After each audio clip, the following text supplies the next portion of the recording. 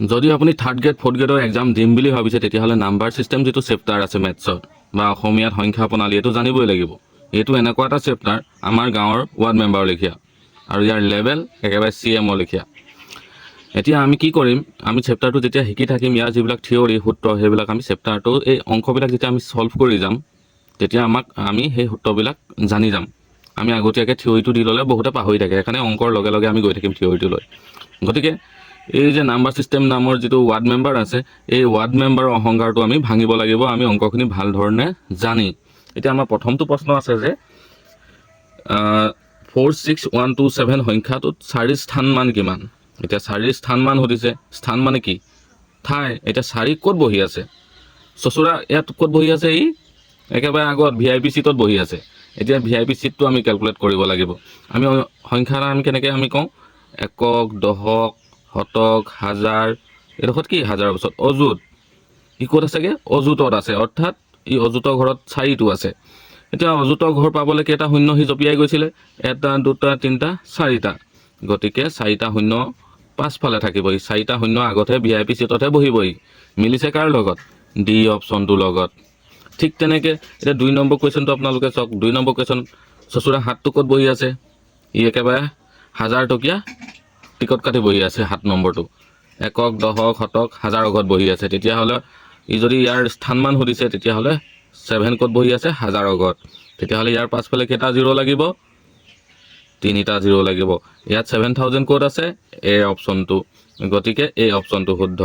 স্থানমান কাক কোৱা যায়? স্থানমান সেইটো সংখ্যাটো ক'ত বহি আছে, কোনটো স্থানত বহি আছে, সেইটো হ'ল সংখ্যাটোৰ স্থানমান।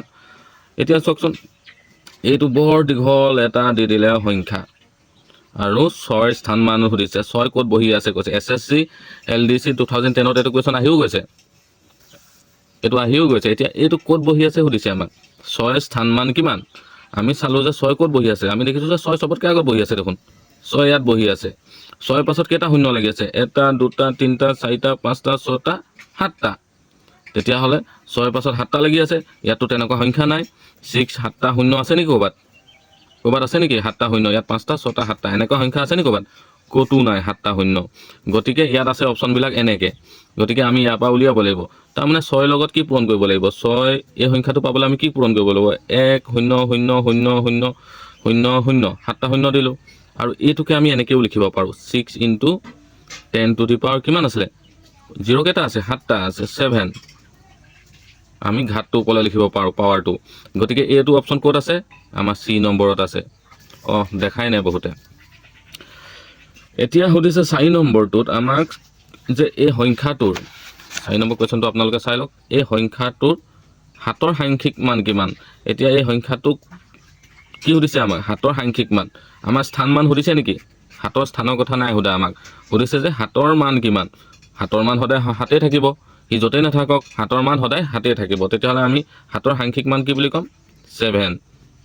এই বহুতে ক'ব 700 সাংখ্যিক মান, কিন্তু হাতৰ সাংখ্যিক মান সদায় 7 হ'ব।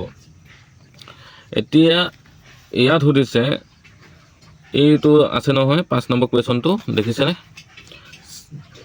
এই সংখ্যাটোত 6ৰ সাংখ্যিক মান কিমান? এইটো আহি গৈছে SSC LDC 2008ত। 6ৰ সাংখ্যিক মান কি হ'ব? ইয়াত আনচাৰ হ'ব D 6। 6ৰ সাংখ্যিক মান আমাক স্থানমান সোধা হ'লে আমি 6 তাৰপিছত আমি কেইটা 5টা জিৰ' লগাই দিলোঁহেঁতেন। কিন্তু এতিয়াতো আমাক সোধা নাই, আমাক সাংখ্যিক মান সুধিছে, স্থানমান সোধা নাই। স্থানমান মানে কি আপোনালোকে সকলোৱে জানে যে যোনটো স্থানত বহি আছে সেইটোৱে হৈ গ'ল স্থানমান। আৰু সাংখ্যিক মান কোনটো হ'ল? যিটো সংখ্যাটোৰ মান সেইটোৱে হ'ল সাংখ্যিক মান। গতিকে এই ক্ষেত্ৰত আপোনালোকে ভুল নকৰিব। সাংখ্যিক মান মানে হৈ গ'ল সংখ্যাটোৰ মান আৰু আপোনাৰ স্থানমান মানে হ'ল সংখ্যাটো য'ত বহি থাকে। একেই চেপ্টাৰৰ কুৱেশ্যন আকৌ 6 নম্বৰ কুৱেশ্যনটোলৈ আহিলোঁ। আমাক ইয়াত সুধিছে কি? আমাক চচুৰাই দিছে এটা দীঘল নম্বৰ। আমাক নম্বৰ দীঘল পাগল কৰি দিব বিচাৰিছে সিহঁতি। সৰু নম্বৰ মানে বহুতে মানে কি হয়, দীঘল নম্বৰ ডাঙৰ নম্বৰ দেখিলে মানে কনফিউজিয়াই যায়। সেইটো কাৰণে এইটো এনেকুৱা দিছে। 6 আৰু 9ৰ সাংখ্যিক মানৰ যোগফল কিমান? প্ৰথমতে আমি গম পালোঁ যে সাংখ্যিক মানৰ কথা সুধিছে, অৰ্থাৎ 6ৰ সাংখ্যিক মান কি হ'ব? 6 হ'ব। 9ৰ সাংখ্যিক মান কি হ'ব? 9 হ'ব। আমাৰ এইপিনে চাবলৈ দৰকাৰাই নাই। সাংখ্যিক মানৰ কথা সুধিছে যেতিয়া আমি ইয়াতে চাম। 6ৰ সাংখ্যিক মান 9ৰ সাংখ্যিক মানৰ যোগফল সুধিছে, দুয়োটাকে আমি যোগ কৰি দিম, কিমান ওলাব? 15 ওলাব। আমি জানো সাংখ্যিক মান সদায় সংখ্যাটোৰ মানকে কয়। ইয়াতো আছে সংখ্যা এটা দিছে, সংখ্যাটোত সুধিছে যে সংখ্যাটোৰ 7 আৰু 2 সাংখ্যিক মানৰ পাৰ্থক্য মানে সদায় কি হয়? বিয়োগ। যোগফল মানে যোগ বুলি সকলোৱে জানে, পাৰ্থক্য মানে সদায় বিয়োগ। গতিকে 7 আৰু 2 পাৰ্থক্য সকলোৱে জানে, ইমান অকণমানি মানে সৰু 1-2 বছৰীয়া বাচ্চা এটাও হাতত গন্তি কৰি দিব যদি সোধা যায়। তেতিয়াহ'লে 7 আৰু 2 পাৰ্থক্য কিমান হ'ব? 5। আমি জানো ইয়াত আছেনে 5? ক'তো নাই 5। তেতিয়াহ'লে কোনটো হ'ব? None of the above. এইটো দি হ'ব লাগিছিলে, নান অফ দি এবভ। ইয়াৰ ওপৰত মানে এটাও নাই শুদ্ধ অপশ্যন। আচল উত্তৰটো কি হ'ব লাগে? 5 আছিলে চাগে, মইহে অপশ্যনটো দিবলৈ থাকি গ'ল। এটা সংখ্যা দিছে 43,836। সংখ্যাটোৰ 8ৰ স্থানমান আৰু সাংখ্যিক মানৰ যোগফল কিমান?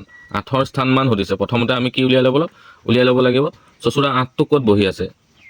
ই 8টো ক'ত বহি আছে? ই 100 টকীয়া টিকট কাটি 100 ঘৰত বহি আছে, খৰ ঘৰত বহি আছে, মানে 8ত বহি আছে। আৰু 8ৰ সাংখ্যিক মান কিমান আমি সকলোৱে জানো?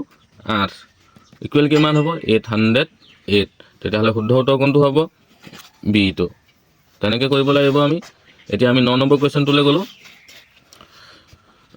মোৰ ডিজিটেল বৰ্ড নাই অংক শিকাবলৈ, গতিকে আপোনালোকে এনেকৈ আৰু কম্প্ৰমাইজ কৰি থাকক। মই বহুত ডাঙৰ ইউটিউবাৰ নহয়, আৰম্ভ কৰিছোঁহে। যদি আপোনালোকে ভিডিঅ'টো ভাল পাইছে তেতিয়াহ'লে ইমান ডোখৰলৈকে যদি চাইছে তেতিয়াহ'লে শ্বেয়াৰ কৰি দিব, ভিডিঅ'টো লাইক কৰি দিব, আৰু যিমান জোৰ আছে সিমান জোৰত এই যে তলৰ ছাবস্ক্ৰাইবাৰ বটনটো আছে সেইটোত গচকি ধৰিব। এতিয়া কথাটো হ'ল, ইয়াত সুধিছে